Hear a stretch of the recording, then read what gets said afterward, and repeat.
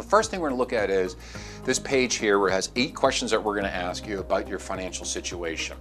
So for instance, let's suppose you said, my goal this year is to earn $50,000. Well, what we want to do is take a look at your annual objective and say to ourselves, you know what, we have to break that down to smaller bite-sized pieces. If you remember the goal setting, and it has to be measurable, and we talk about long-term, short-term, and dailies. So on a monthly basis, how much production do we have to bring in that's going to be new business? Now, when we have new business being brought in, this individual needs $4,100.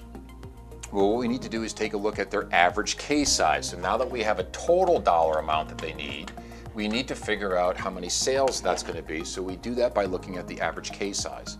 So this individual, and obviously you have to take a look at, this number may be different for you. You maybe have a higher number or a lower number.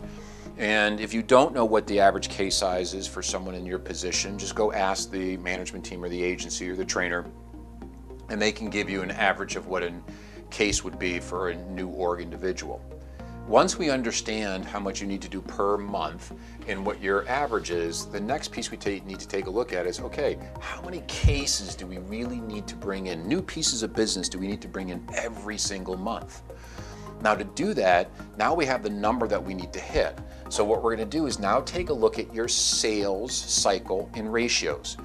Now, most of you are brand new in the business, so you don't have those numbers yet. So what you're going to do is rely on the agency to ask, what is the average to someone who's new on your closing percentages? How many times do you need to present to different people to get one to say yes to you? This individual, they have a 3-to-1, meaning that they get in front of 3 people, propose 3 ideas, one will take it and move forward with them. What we also need to understand is, now that we know how many presentations we need to make, we got to move that ball backwards a little bit and say, okay, how many first meetings do we need to have to get a deal, to get that one presentation? So this individual, it takes 3 first meetings, right? 3 firsts to get to a closing meeting, but they need 3 closing meetings to get to 1 sale.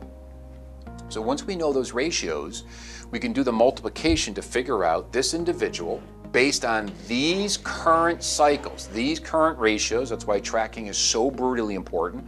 That's why we talked about that your training is specifically geared on improving your ratios. So this individual needs to see and have 21 presentations per month for them to get to where they want to be. In essence, that's obviously just multiplying these 2 things. Well, if we need 21 closing meetings based on the ratios that we have, we also have now an understanding that we have to take a look at, it means 63 first appointments. So this individual needs to do 63 first appointments to get to 21 closing opportunities to actually have the capacity to have 7 new pieces of business.